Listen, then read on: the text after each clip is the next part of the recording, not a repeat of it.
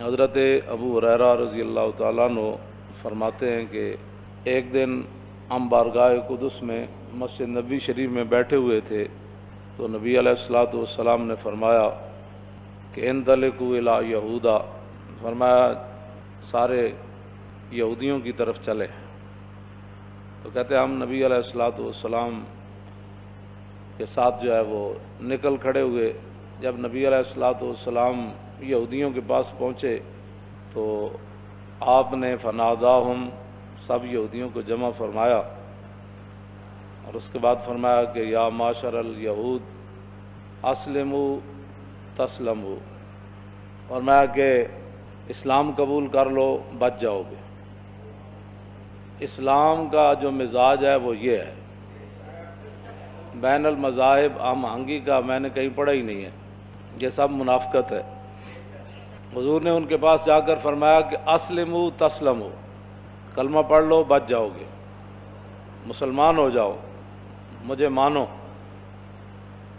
تو آگے پھر انہوں نے کہا فقالوا قد بلغت یا ابا القاسم، انہوں نے کہا کہ جی آپ نے تو ہمیں تبلیغ فرما دی ہے، یعنی ان کا آگے متکبرانہ لہجہ تھا۔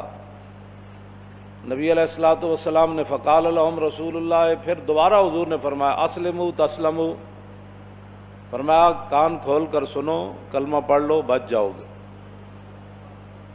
دوبارہ حضور نے ارشاد فرمایا۔ پھر انہوں نے آگے سے کہا فقالوا قد بلغت یا ابا القاسم، پھر انہوں نے یہی بات کی تو نبی علیہ الصلوۃ والسلام نے تیسری مرتبہ فرمایا کہ کلمہ پڑھ لو بچ جاؤ گے، اور یہ بھی کان کھول کر سنو اعلموا انما الارض للہ ولرسولہ وانی ارید اجلیکم من ہذہ الارض۔ نبی علیہ الصلوۃ والسلام نے فرمایا کہ میں تمہیں یہ کہہ رہا ہوں کہ کلمہ پڑھ لو بچ جاؤ گے، اور یہ بھی کان کھول کر سنو کہ یہ زمین اللہ اور اس کے رسول کی ہے۔ بس اتنی بات۔ اور فرمایا کہ میں نے یہ فیصلہ کر لیا ہے کہ میں نے تمہیں مدینہ پاک سے جلا وطن کر دینا ہے، نکال دینا ہے تمہیں یہاں سے۔ یہ ہے اسلام کا مزاج، وہ بھی ٹھیک وہ بھی ٹھیک وہ بھی ٹھیک وہ بھی ٹھیک۔ اقبال کہتا کہ در غلامی عشق و مذہب را فراق، آنکھ بین زندگانی بد مزاج۔ اقبال کہتا ہے کہ جب قومیں کسی کی غلام ہو جائیں نا، غلام ہو جائیں، غلامی، اور غلامی صرف یہی نہیں ہے کہ بھائی غیروں کی غلامی کے بڑے طریقے ہیں۔ اقبال کہتا ہے جب غیروں کی قومیں غلام ہو جائیں تو پھر ان کا عشق اور مذہب جدا جدا ہو جائے۔ بالکل وہی طریقہ ہوتا ہے جب نبی علیہ الصلوۃ والسلام غزوہ تبوک کے لیے تشریف لے جا رہے تھے تو منافق اس وقت مسجد بنا رہے تھے۔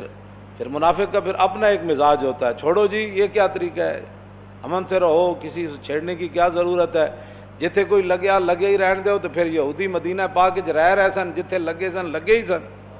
پھر رسول اللہ نے ان کو کیوں فرمایا کہ اسلموا تسلموا، کلمہ پڑھو بچ جاؤ گے، کلمہ پڑھو بچ، 3 مرتبہ رسول۔ اور آپ نے فرمایا کہ یہ تو تمہیں گھمنڈ ہے نا کہ یہ تم نے یہاں رہتے ہو، تو فرمایا یہ زمین اللہ اور اس کے رسول کی ہے اور میں نے تمہیں یہاں سے نکال دینا ہے۔ آج لوگ کہتے ہیں جی انگریزوں نے بڑی ترقی کی، تو آپ اگر ان کے خلاف بولتے ہیں تو ان کے موبائل واپس کر دیں، فلاں کر دیں۔ میں نے کہا پہلے وہ اللہ رسول کی زمین سے نکلے باہر، دفع ہو جائے۔ جب وہ اللہ رسول کی زمین ہمیں واپس کر دیں گے تو ہم ان کے موبائل بھی واپس کر دیں گے۔ وہ تو ہمارے نوکر ہیں، اللہ رسول کی زمین پر رہ کر وہ تو نوکری کر رہے، وہ ہمارے اوپر احسان تھوڑا کر رہے۔ ہمارے لوگ اتنے مرعوب ہیں، ان کو جب دین کا پتہ ہی نہیں ہے کہ جی وہ ان کا موبائل ہے، ان کی بتی ہے، تو میں نے کہا کیڑا احسان کر رہے، زمین ساڑی استعمال نہیں کر رہے، سارے اللہ دیا نعمتیں استعمال کر رہے ہیں، کیا ہے جتنی ساری موبائل ہی نہ بڑھا چھڑی، اتنے مرعوب ہو گئے۔ اور ہمارے لوگ، اقبال کہتا ہے نہ کر افرنگ کا اندازہ اس کی تابناکی سے کہ بجلی کے چراغوں سے ہے اس جوہر کی برا کی۔ فریاد ز افرنگ و دل آویزی افرنگ، فریاد ز شیرینی و پرویزی افرنگ، عالم ہما ویرانہ از چنگیزی افرنگ، معمار حرم باز بتا میر جہاں خیز، از خواب گراں خواب گراں خواب گراں از خواب گراں خیز۔ تو ہمارے لوگ ان کی لنڈا سائنس جو استعمال کرتے ہیں، کپڑے جس طرح یہ لنڈے کے استعمال کرتے ہیں نا، سائنس بھی ان کی لنڈے کی استعمال کر. خود اٹھیں. اقبال تو کہہ گیا بس بھائی بڑا سو چکا, اٹھ خوابے کرا از خوابے کا, اٹھ اٹھ بڑی ہو چکی, اب تو بہت سو چکا. باقی رہ گیا انگریز اور فرنگی, یہ تو چنگیز خان اور ہلاکو خان سے بھی بڑے ظالم لوگ ہیں. نکتہا گو نمی گنجد در سخن یک جہاں آشوب و یک گیتی فتن. اقبال کہتا ہے میں وہاں دیکھ کر آیا ہوں, وہاں جو مسلمانوں کے خلاف فتنے سوچے جاتے ہیں نا اور سازشیں تیار کی جاتی ہیں, کہتا ہے ان کو احاطہ تحریر میں نہیں لایا جا سکتا, ان کو لکھا نہیں جا سکتا, لیکن ان کی سازشوں اور ان کے جتنے بھی وہ گندے معاملات ہیں ان کے ذریعے سارا زمانہ اور پوری دنیا کو وہ تہ و بالا کر کے رکھ دیتے. یک جہاں شوب و یک گیتی فتن. اقبال کہندا پورے جہان نو تباہ کر دے دین اتھے جڑے فتنے تسی ویکھ نہیں رہے کتھوں چلیا اور کتھے تک امریکہ جڑا وہ تہ و بالا کر دیا چلا گیا. اقبال تے پہلے بھی ایک گل کر گیا, از فریب او اگر خواہی اما اشترا نشراز حود خود برا. اقبال کہتا اگر امت مسلمہ چاہتی ہے کہ فرنگیوں کے فتنوں سے اور ان کی سازشوں سے اور ان کے جتنے بھی کارنامے ہیں گندے ان سے بچنا چاہتی ہے تو پھر ایک ہی طریقہ ہے, اور ان کے اونٹوں کو اپنے حوض پر پانی نہیں پینے دینا. میں کہا اقبال آج تو ہوتا تو تجھے پتہ چلتا نا, پانی تو درکنار, انہوں نے وہ ان کے اونٹ تو اپنے قلعے پر باندھ لیے, اپنے قلعے تے بدے ہوئے انہوں نے اٹھ, ہاں فرنگی اٹھ, انہیں تو کیسی ہے نا انہوں نے اٹھا نو اپنے حوض تو پانی نہیں پین دینا. اگر تسی چاہتے ہو کہ تسی انہوں نے فتنے کو محفوظ رکھو رہو تو میں کہا اقبال آج زندہ ہوندہ تو اسی انہوں نے کھاندے ویکھ کیڑا کیڑا اٹھ کیڑے کیڑے قلعے تے بن گئے نگلے.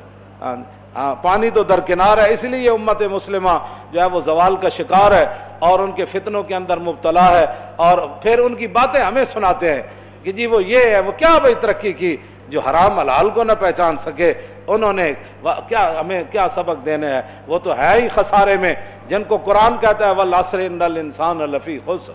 ہاں جی کیوں جی ہے کہ نہیں, ہاں قرآن کا یہ فیصلہ ہے ہاں کہ انسان خسارے میں ہے, تو پھر فائدے میں کون ہے؟ فرمایا الا الذین آمنوا وعملوا الصالحات. ہاں جی یہ تو ہے ہی خسارے میں, ان کے پیچھے چل کر خسارہ ہی ہو سکتا ہے. ہاں جی جن کو قرآن خسارے میں کہتا ہے, تم کیسے کہتے ہو کہ یہ ترقی کر رہے ہیں, یہ فلاں کر رہے ہیں؟ کیا ترقی اس لیے کہ تم نے جو دین مصطفیٰ کو چھوڑا. ہاں جی اقبال کہتا ہے وہ شیطان نے وہ مجلس شورا طلب کی اور کہا کہ جانتا ہوں میں کہ یہ امت حامل قرآن نہیں ہے, وہی سرمایہ داری بندہ مومن کا دین, اور جانتا ہوں میں کہ مشرق کی اندھیری رات میں بے ید بیدا ہے پیران حرم کی آستی. کہتا جانتا ہوں میں جنہوں نے خود دین کا کام کرنا تھا, جنہوں نے دین کو تخت پر لانا تھا, یقین ہی ان کو نہیں ہے کہ واقعی دین مصطفیٰ تخت پر آ سکتا ہے. وہ کہتا ہے جانتا ہوں میں کہ مشرق کی اندھیری رات میں بے ید بیدا ہے پیران حرم کی آستی. وہ بھی یورپ کا ایک دورہ کر کے آتے ہیں تو ان کے زلفوں کے اسیر ہو جاتے ہیں, اور یہاں آ کر پاکستانیوں کہتے ہیں ہم نے وہاں بہت دیکھا. کیا دیکھا؟ ہمیں پتہ ہے تم نے کیا وہاں کیا دیکھا.